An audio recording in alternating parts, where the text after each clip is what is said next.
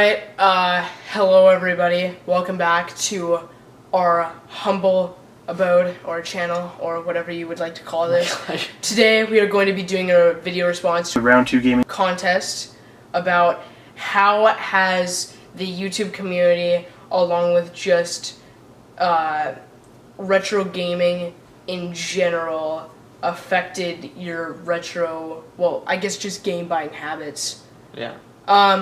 Do you want to start, or do you want me to start? Sure, I'll start.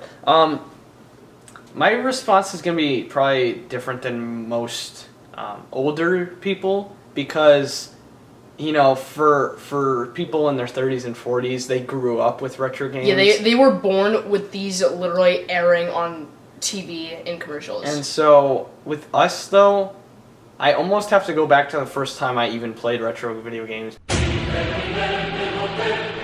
Because at that point, YouTube and talking about these old games was already a thing, and if it wasn't for that, you know, first experience of playing a retro console, I don't think my buying habits would have changed. I think I still would be, because at that point I was only playing the current console. I was only playing the original Xbox, and that's all I knew really. And so all I knew was the current stuff. So basically, back almost 10 years ago, I think, it was a long time ago, I went over to my friend's house, and he had a PS2 and a GameCube, and so that's what I was used to playing over there. And one day, he brought out a Sega Genesis, and I had never seen anything like it before.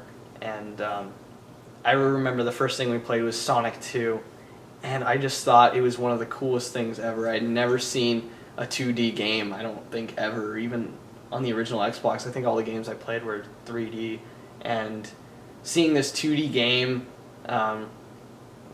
you know, playing Sonic, I thought it was one of the coolest things ever. And so, of course, as soon as I got home, I went on the internet and I was searching up Sega Genesis, and all these YouTube videos popped up of people doing reviews on the system and games. And you know, I didn't even know collecting video games at that time was a thing. I didn't know people did that.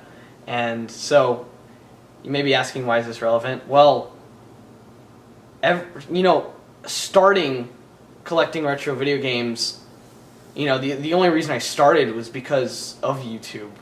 That's the only reason I knew other people were doing it and enjoying it and going back and playing these old games, and other kids were doing the same thing. And so really, I think if it wasn't for YouTube, I'd still be in that mentality of, I'm only going to play the newest games coming out. I'm going to trade away my old stuff to GameStop and get like dirt for it, and you know, go on and buy the next thing. And without YouTube, I would not have, you know, probably bought all these older games, especially the more obscure ones. If it wasn't for YouTube, I would never have been searching for these old obscure games for obscure systems like Sega CD or Virtual Boy. If it wasn't for YouTube, I don't think I would ever even have heard or known about them. Well, maybe the Sega CD, because I was into the Genesis. But yeah, so basically what I'm trying to say is, really, YouTube has created how I think about video games. It's basically helped me understand what to look for, how to, you know, what to buy. So it hasn't really changed how I feel about video games. It's more, you know, created.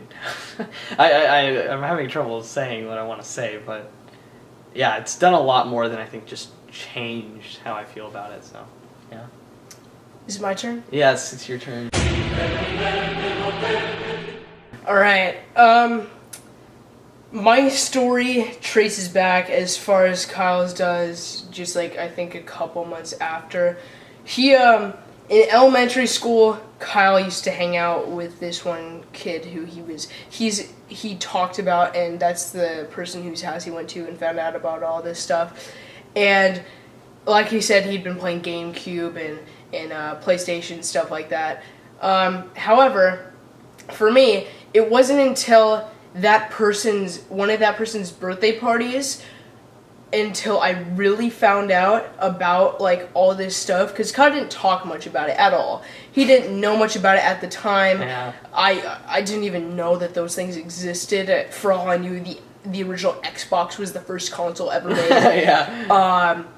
And so when we went to this party, and we actually talked to this person now, because he goes to the same high school as us, and he's actually one of the funniest people we've ever met. And his birthday party was just his living room drenched in consoles.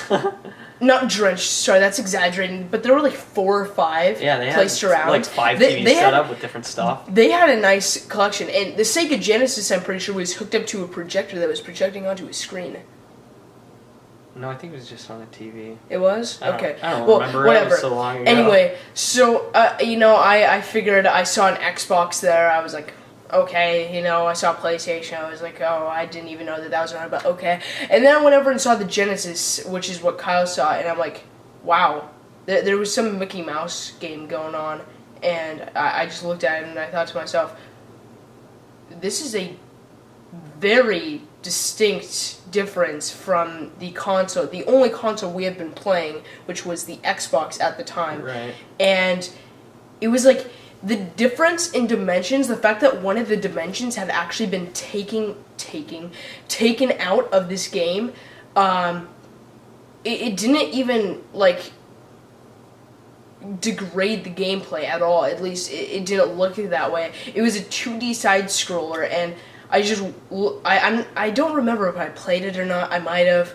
I kind of hope I did, because I mean, just looking at it alone was enough to get me interested. And after that, I actually took a little bit of, well, obviously I took a bit of time away because we didn't own any of that stuff, but after we left to the party, I didn't really look back at any retro consoles, and I just thought, wow, that was different. And Kyle, on the other hand, at that point, little did I know, he had started doing research on this stuff. I'm pretty sure I bought one and you didn't even know I was going to get it. And it just came in the mail one day. And he was looking on YouTube and eBay and all those places, and he eventually bought one, and I'm like, wow, isn't that the same thing we saw when we were over at his friend's house?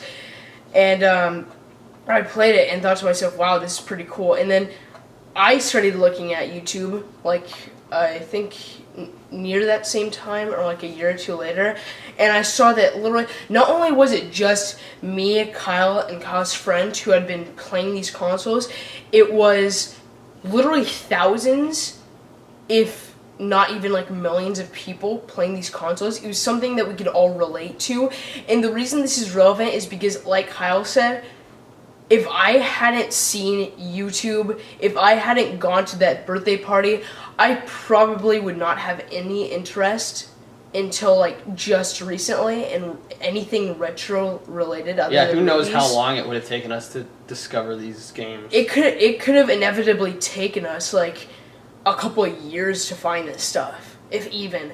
Yeah. And for all we know, Andrew could have found it before we did. Yeah. I'm a retro guy now. Just the prospect of that alone makes you think, wow, if I hadn't found out about this, then I don't know what I would have done. But yeah, I'm glad that we found all of this stuff when we did. So yeah, I mean, sorry, this kind of turned into more like a origin story of how we got into video games. But I mean, I feel like that's how we started buying. Yeah, I feel like that's, I think YouTube had a part almost from the beginning. So I think it's a lot more important than it is to some people. Because some people grew up with the Super Nintendo and now they collect for it. And, YouTube hasn't really changed how they think or buy games that much. But to us, I mean, it helped from the start. If it wasn't for YouTube, we'd be, in a lot different situation than we are right now. Oh, and so, yeah.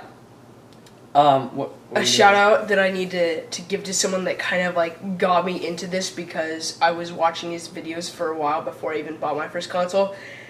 Pete Dorr.